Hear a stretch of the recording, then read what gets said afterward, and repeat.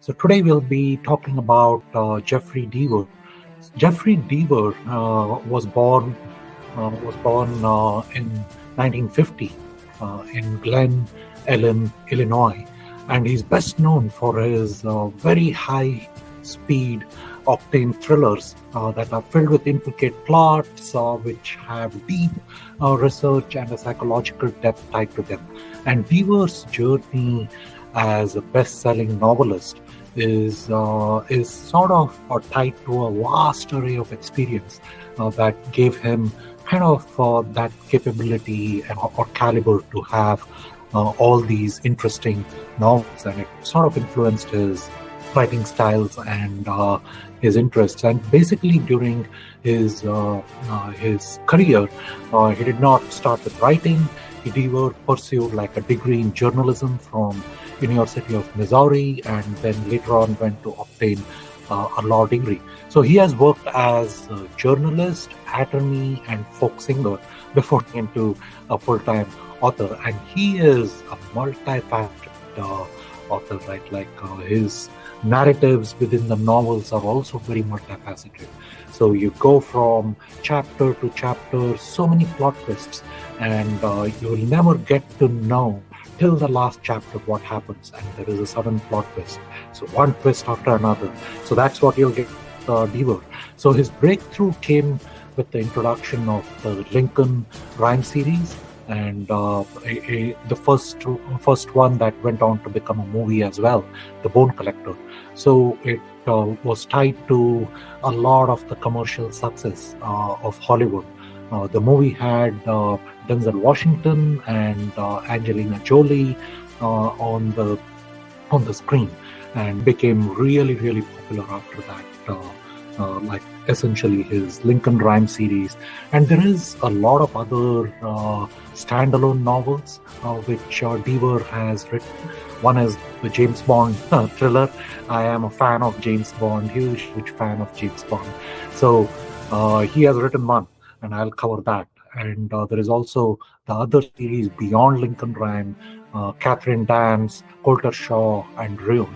So we'll cover all of these series, not all of the novels, but we'll pick specific ones from each one of the series. He weaves like a lot of suspense, and there is a lot of technology, legal drama, and meticulous research with forensics that gives him a versatility as an amazing actor, and a lot of awards to go with that, right? Like the Nero Wolf Award, and Steel Dagger Award, Short Story Dagger Award, and he has written short stories. And I will cover that in a future recording. But today we'll be covering all the novels that he has written, and I'll keep it sort of a suspense, just like Deaver, as to how many of Jeffery Deaver's novels I'll be covering today. So I'll start it. So I will start off with Carte Blanche. This is a James Bond novel, and a thrilling addition, right, to the Anne Fleming's saga, continuing on that saga of James Bond that was crafted by Ian Fleming. And I have read like almost all of the Ian Fleming during childhood, and basically this did not let me down. Like literally, it's an amazing, thrilling addition to the James Bond series. So here in Deaver's version, James Bond is no longer the Cold War agent. The Cold War is all done and then familiar, which has been sort of familiar to a lot of readers of Ian Fleming, right? And he's a veteran of the war in Afghanistan, and serving still under the British government as part of the Overseas Development Group. And for protecting the realm, he has been given the license, Carte Blanche, which is complete freedom to undertake missions aimed at neutralizing all the threats against internal security.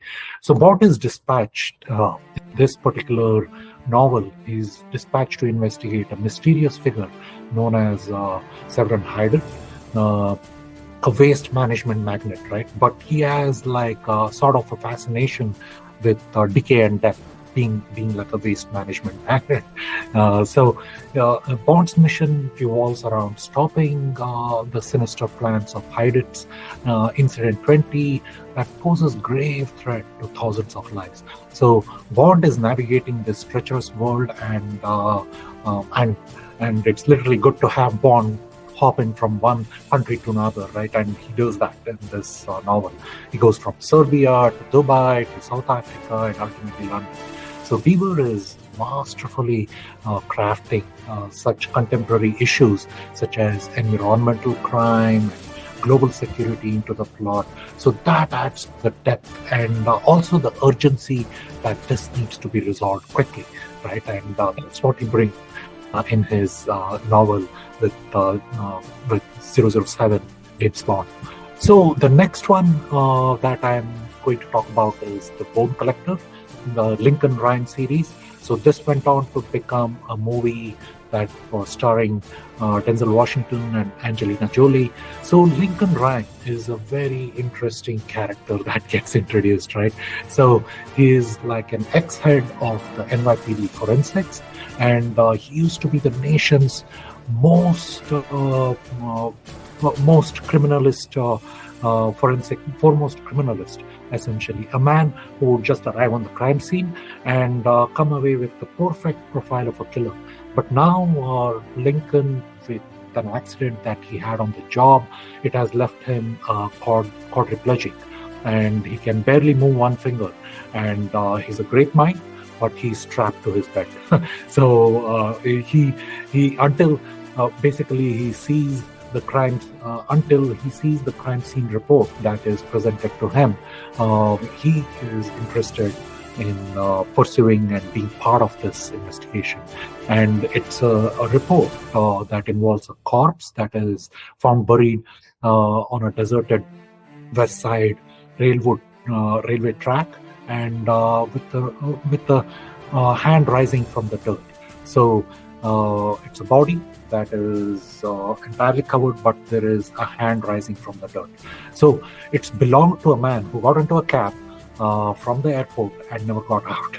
So that's how writes. And essentially, reluctantly, Lincoln Rhyme abandons his retirement. He is not longing to be even staying alive, but this crime scene report that is presented to him, it kind of brings him back down to track this killer. And this killer is basically behind. He's going to be doing a lot of other murders. So it's basically tied to something to do with the victims as well. The search kind of leads down to the Bone Collector, and Amelia Sachs is drafted for help on this job, and she has never solved any crime. And she has to be the Lincoln's arms and legs on the field. So he can only whisper in her ears, but she has to do everything and basically anything that he wants done. So that's Bone Collector. Watch the movie or read the novel. Both are amazing, essentially. I would say I would recommend both of them. But read the novel first, I would say. So the other novel is The Sleeping Doll. This is such a gripping thriller, and it's one of the Catherine Dance series. So Catherine Dance is an expert in kinesics, which is a body language and lie detection at the California Bureau of Investigation. So Daniel Pell, he escapes from a super security prison, and he styles himself as Charles Manson that we know of, a serial killer. And Pell is a master of control. He mesmerizes, seduces, and exploits people, and ultimately leading to their death. right? And Catherine and her colleagues must track down Pell before he destroys more lives. So she enlists the help of people from Pell's past, the three women who lived under his sadistic sway in the cult before he was arrested. And then there is also a young girl known as the Sleeping Doll. She is the only survivor out of the entire family slaughter which Pell did. And it's a very interesting read. Manhattan is My Beat is the next novel that I'll be talking about. So this novel starts off with the Rune series, essentially. It's a trilogy. So Rune is a young aspiring filmmaker. She's living in New York City, and she has also found a job at a video store that satisfies her passion of watching some old movies so she can go and become like the filmmaker. So Mr. Kelly is an old man and a customer. Keeps renting repeatedly the same movie, Manhattan is My Beat, and it's a crime thriller. And Rune becomes entangled in all this mystery when she routinely goes to collect the tape from the old man, Mr. Kelly's home, and the old man has died. So police think it's a robbery, but Rune is convinced that the real mystery lies in the tape that Mr. Kelly keeps renting. So the tape contains one of the events in which there is a huge robbery at a movie theater, and Rune's investigation leads her into dangerous territory, and the characters certainly are not anything that you would want to have entrenched in your lives, right, or the ones following you. So they don't believe in happy Hollywood endings. So she has to uncover the mystery behind what this entire old man died for, essentially. And there are a cast of characters there. And until you get to the last chapter, you never know what has in surprise for you. And it's true of all his novels. They are mystery and crime thrillers. There's a plot twist, and then a third plot twist, and so on. It continues.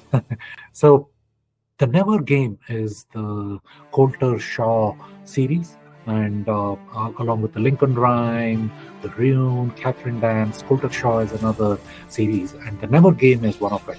So in this, Coulter Shaw is a reward seeker. He travels the country to help police solve crimes, and also he helps the private citizens locate missing persons. So he learns of a reward for a missing young woman, a college student in Silicon Valley that has gone missing, and he finds himself in Silicon Valley, transports himself to Silicon Valley. So the investigation puts him into the dark heart of Silicon Valley's billion-dollar gaming industry. So then there is a second kidnapping that happens, and that victim also ends up dying.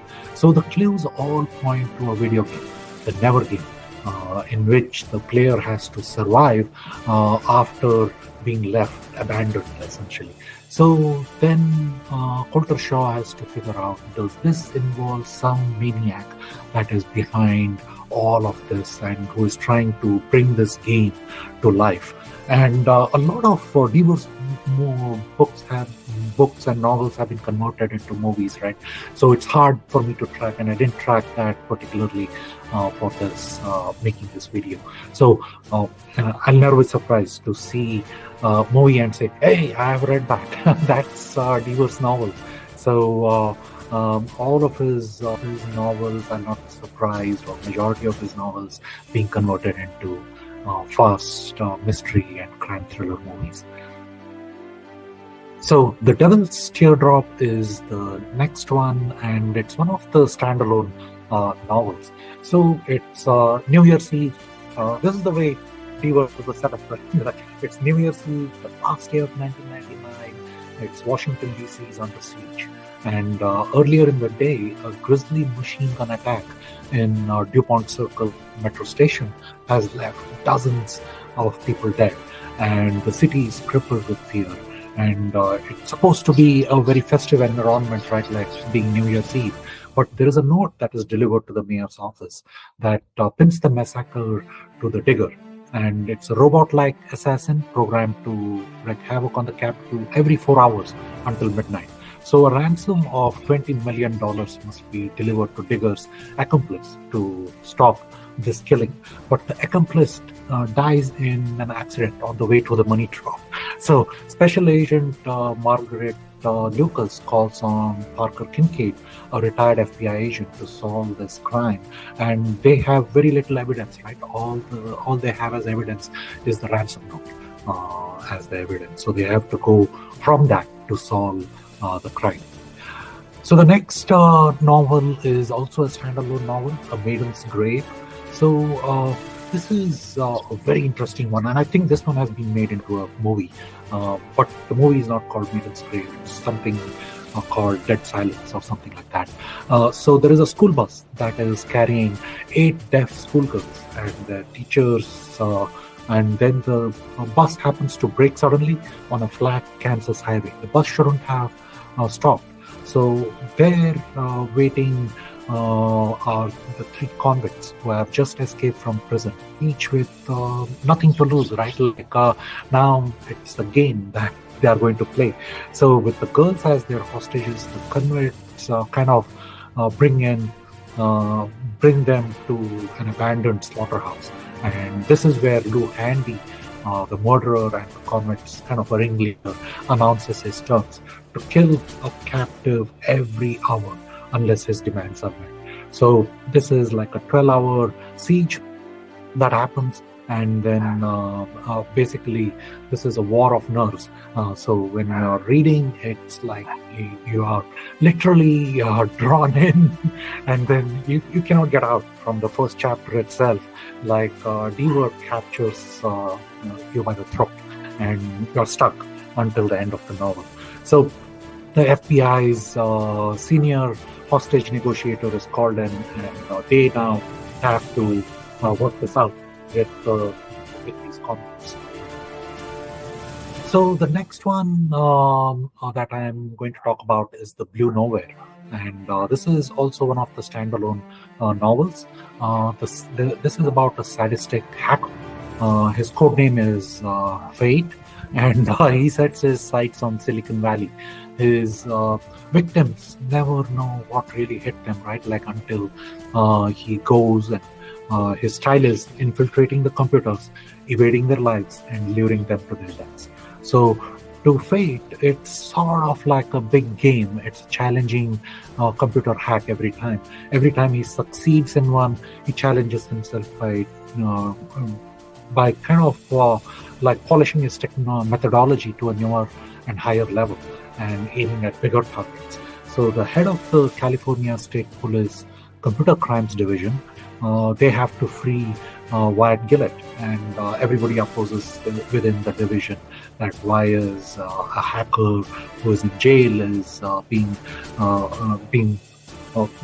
let go, and he comes out to aid the investigation amidst like everybody protesting it, right? Like so Gillett finally attempts to trace the computer virus back to its source, but then there is a sudden obstacle that happens in that course.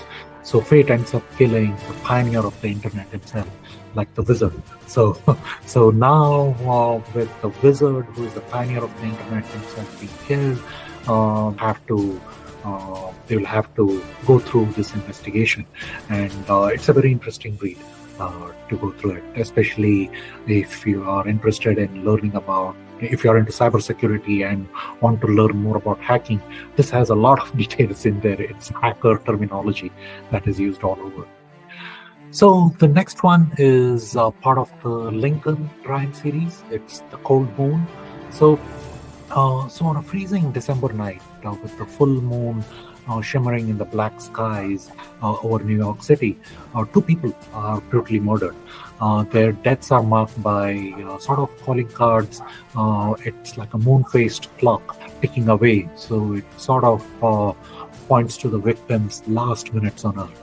So more murders are being planned, right? And this is where Ryan has only a few hours to stop this icy cold watchmaker because he's going to follow time, and time is very important for this particular killer, and he operates with the precision of a fine timepiece.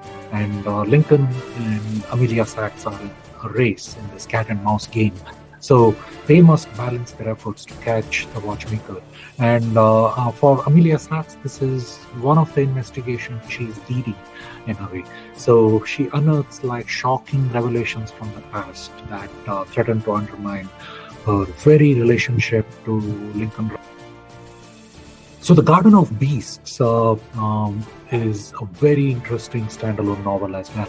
So the time, this is a period piece. Novel essentially. So Paul Schumann, a German American, is sort of a mobster hitman that is living in New York City in 1936, and he's known for taking only righteous jobs and has brilliant tactics, right? And when a hit goes wrong, he just happens to be nabbed during that time period, and he's offered like sort of a deal to kill Reinhard Ernst, the man behind Hitler's rearmament scheme, and then he can walk free forever, or otherwise he's anyway going to be ending up on the electric chair and the Sing Sing.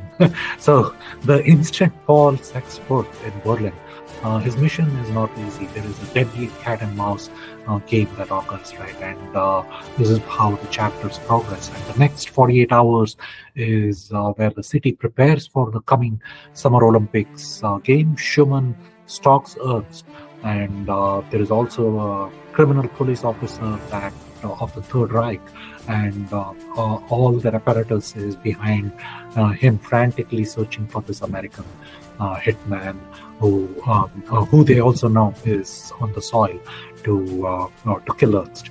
So this is a fascinating period detail that involves local characters, Olympic athletes, and senior Nazi officials. Some of them, there are some real names and there are some fictional names that are created as well.